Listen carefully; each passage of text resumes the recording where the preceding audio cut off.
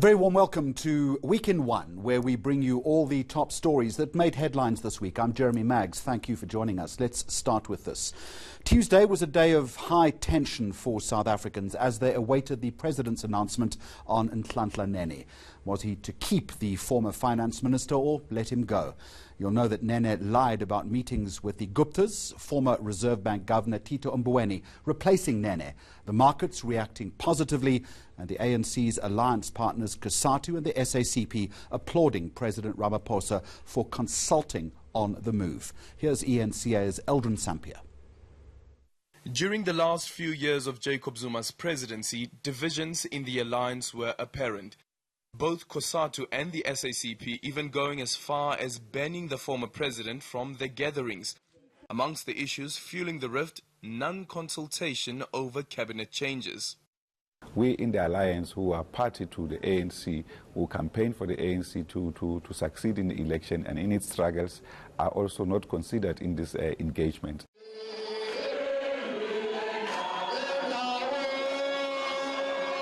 And now, during the new dawn, were you consulted? Well, we've had a discussion about the situation and the need for swift action. When did you have that? Of course, over the weekend, we've been having discussions, basically to look at what this means and therefore the necessity for a response. Both the SACP and COSATU confirmed that the ANC president, Cyril Ramaphosa, consulted them. And it's clear from the remarks by COSATU ahead of the announcement that there's a push for renewal. We have always said that we needed a new chapter of accountability and transparency post the President Zuma's presidency. Now, anything that seeks to stand in the way of that kind of transparency and accountability is something that COSATU will not stand for. The entire alliance has thrown its weight behind Tito Mboweni's appointment. We went on to also welcome the kind of a role, congratulate Comrade Nhlanhla Nene for the kind of a role that he has played in the country and making sure that he places the interest of the country first. The question now is, will ministers implicated in the state capture project also fall on their swords? Eldrin Sampier, Johannesburg. Now, Malusi Gigaba will not budge, the Home Affairs Minister insisting that his visit to the Gupta's family home were for social cohesion and nothing more than that. He's been grilled in Parliament. Samkeli Maseko filed this report. Home Affairs Minister Malusi Gigaba has described his relationship with the Guptas as purely professional. Gigaba was testifying in front of the parliamentary committee probing the neutralization of the Gupta family. The minister has insisted he has done nothing wrong. And when pressed, Gigaba refused to name other cabinet ministers who attended social events hosted by the family.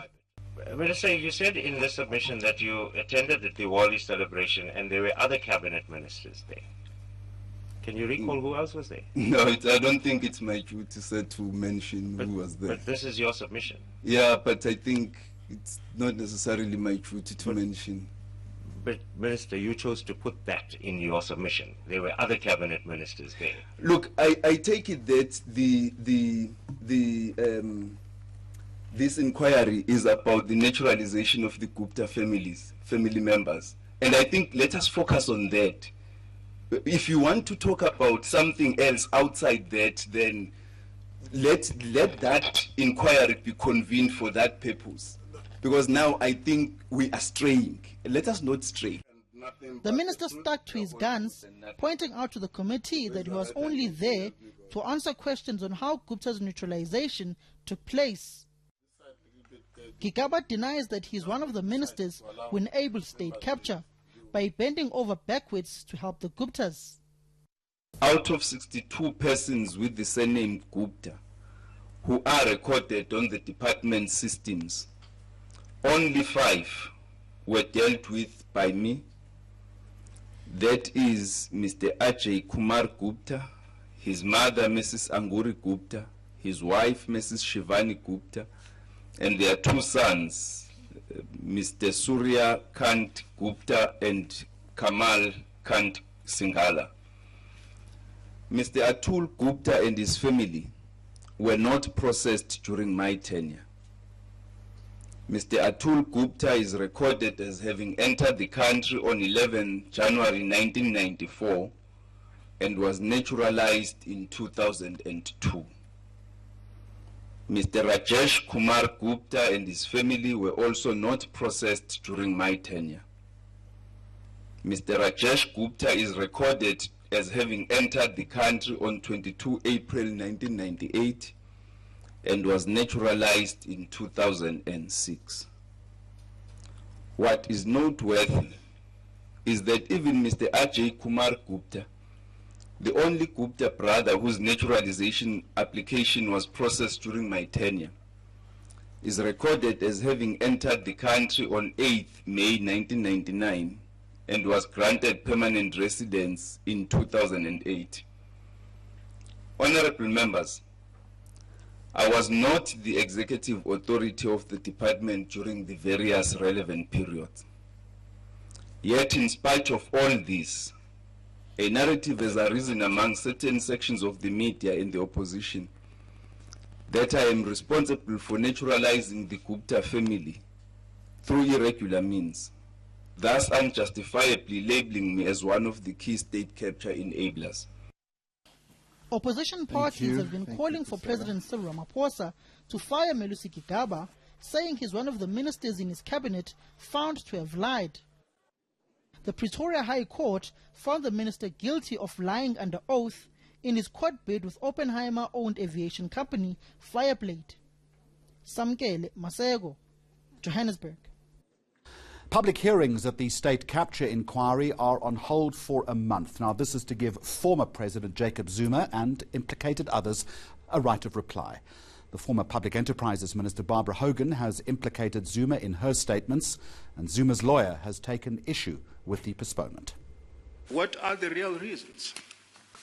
If it was that the statement was submitted on Monday, what really stopped the Commission to circulate the statement? As far as we know, maybe you can enlighten us. It appears we're the only implicated, allegedly implicated by this witness. Now let's move to one of the other big stories this week, and the ANC in Limpopo is carrying out its own investigation into the almost 2 billion rand looting of VBS Mutual Bank.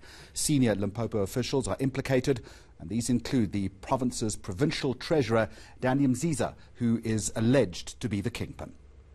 The issue here is that the provincial government has noted the report. It's a very serious thing. It's a serious problem that we need to deal with. But our forensic investigations is underway. In a month or few days' time, we should be done with the investigations. Once we get the findings and the recommendations, we're going to implement each and every recommendation just to make sure that we bridge the trust deficit between ourselves as government and the people that we are serving. We need our people to have confidence in us that their money is safe with us. So we're not going to sugarcoat anything. This Reserve Bank report will be used as a point of reference. Meanwhile, the Hawks and the NPA are working together to investigate the VBS Bank fraud. They only began working together in the past 2 weeks, and there's speculation that the EFF and its deputy president, Floyd Shivambu, benefited from the looting.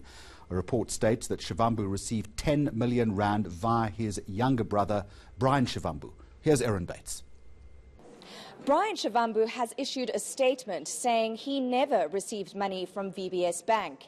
He said his company did receive payments from Vele Investments for professional consulting work. Shivambu's also indicated he's considering litigation against the owners of the VBS Great Bank Heist report over the strain it's caused him and his family. Meanwhile, ENCA has contacted the NPA and confirmed that it's working with the Hawks to investigate allegations of fraud involving the bank.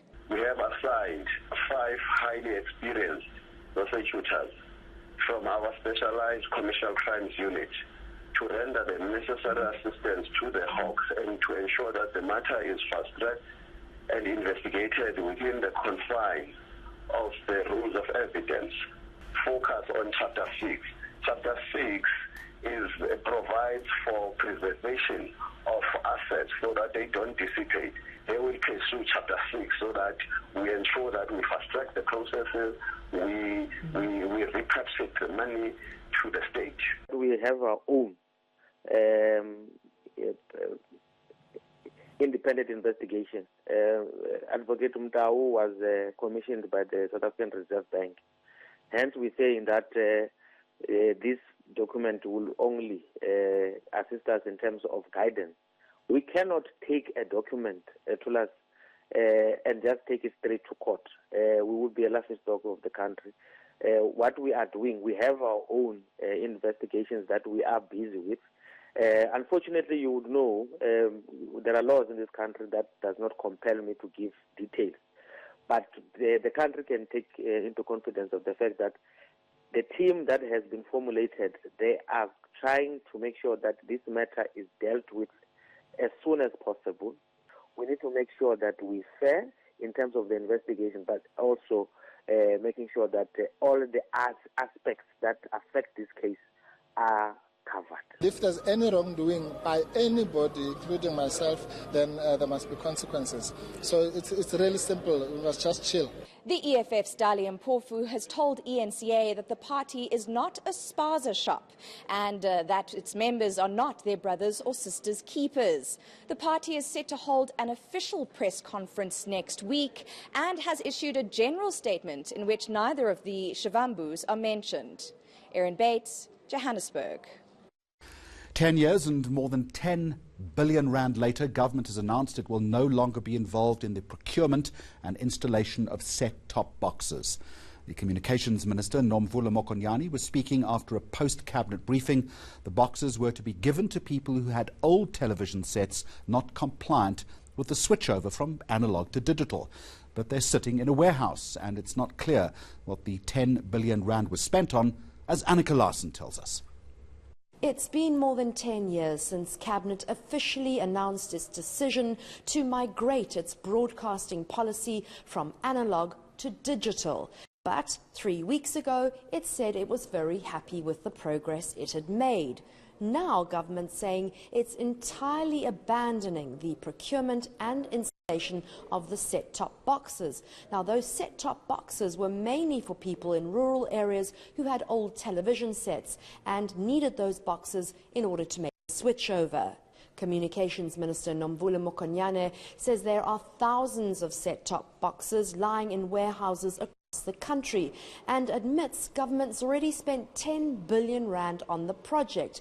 But in hindsight, she says it should have consulted more closely with the private sector and kept up with technological advances. When asked about the two big elephants in the room, the VBS fraud scandal and the fate of at least 2 ministers who have been found to have perjured themselves or lied under oath, Nene said Cabinet did not discuss either matter. Annika Larsen, Parliament. Now, services at SATA offices should be back to normal. It comes after the Social Security Agency managed to halt protest action by members of the union NEHAWU. The workers held pickets outside SATA branches across the country. They claim they're being forced into positions that require skill they haven't been trained for. The strike has been called off. There has been quite disturbances in service points and service areas, but we are confident that operations will be restored soonest so that we continue to make sure that we pay the social grants to the relevant people at the relevant time, every time. This is Week in One. When we continue, one of the girls who accuses a Nigerian pastor of sexual abuse has told her story in court.